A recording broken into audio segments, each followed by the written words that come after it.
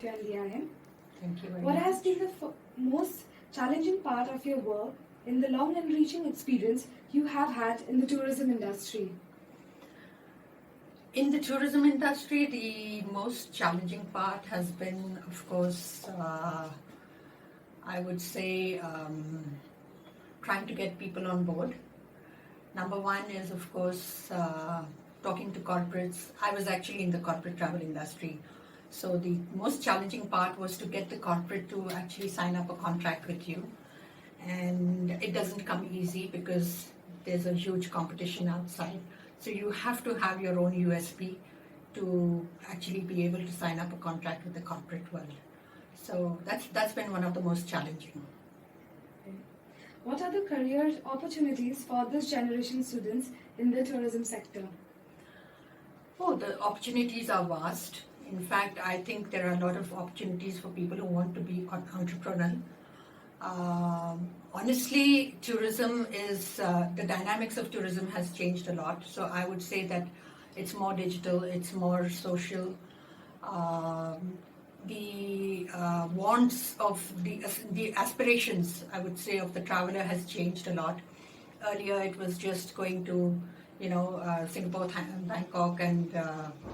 Bangkok, and Malaysia, etc. But now people are into adventure tourism. People are into sports. People are into so many other, trekking. So I think you can actually look at a niche of what you really want to do, and there's a huge potential for tourism. And what is that one lesson or the Gyan mantra you would like to share with aspiring business leaders? Be upright. You really need to be upright. The key elements are just to be have a clarity of thought, speech, and action. Be upright. Have your integrity should follow your name.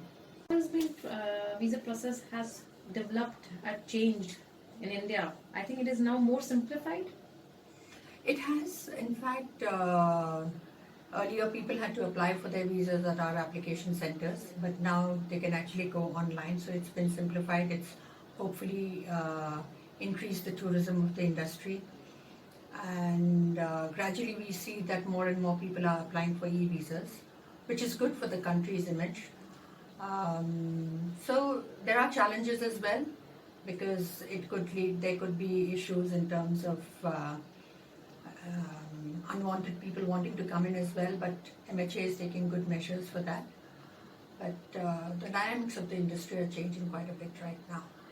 So you have to be up to date with that as well.